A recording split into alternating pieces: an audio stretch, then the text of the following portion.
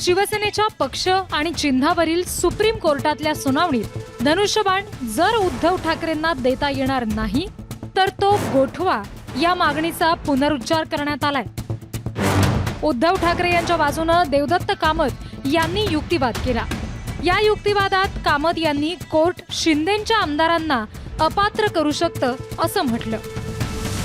त्यावर कोर्टानं आता आमदारांना अपात्र करणं योग्य होईल का असा प्रतिसवाल कामत यांना केला।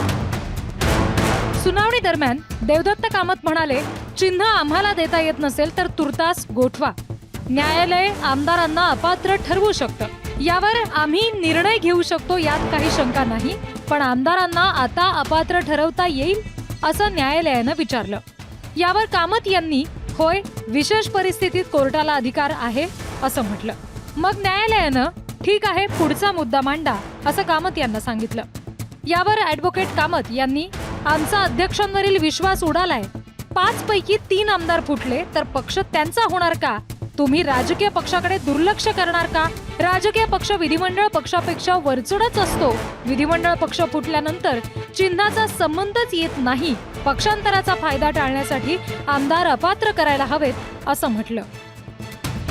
कोर्टानं एकनाथ शिंदे यांच्यासोबत गेलेल्या आमदारांना अपात्र करावं अशी अपेक्षा शिवसेना उद्धव बाळासाहेब ठाकरे पक्षाच्या नेत्यांनी व्यक्त केली आहे। हा पाया आहे ना, एकदा जर तो पायाच घडला, अपात्र झालं, मग पक्षाचा विषयच येत नाही ना पुढचा।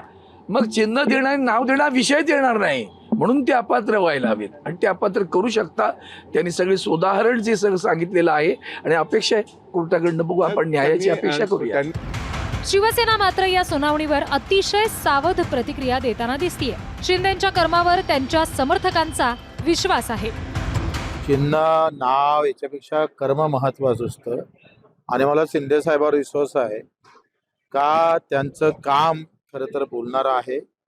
जनसामान्यांची सेवा हे ब्रीद असल्यामुळं निकाल तर बाजूनच लागेल, पण कदाचित 100पैकी 1% विश्वास नाही ठेवला तरी काम बोलतंय माणसाचं आणि कामावर विश्वास आहे। त्याच्यानं कोर्टात काय निकाल लागन हे आमच्यात किंचितही त्या तो काय म्हणताय चिंता नाही, त्याच्यानं तो काही विषय नाही। दुसरीकडे वंचितचे अध्यक्ष प्रकाश आंबेडकर यांनी धनुष्यबाण गोठवलं जाईल आणि त्याचा फायदा भाजपला मिळेल असं भाकीत केलंय। ऍडव्हान्टेज कोणाला असं जर आपण बघितलं तर हा ऍडव्हान्टेज बीजेपीला अशी परिस्थिती आहे। तो ऍडव्हान्टेज असा आहे की आता हा सिम्बॉल फ्रीज होईल असं दिसतंय।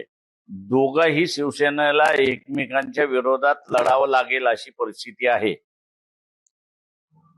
सिम्बॉल नसल्यामुळे या दोघांकडे असणारे आमदार आणि खासदार टिकतील का हा सगळ्यात महत्वाचा प्रश्न आहे।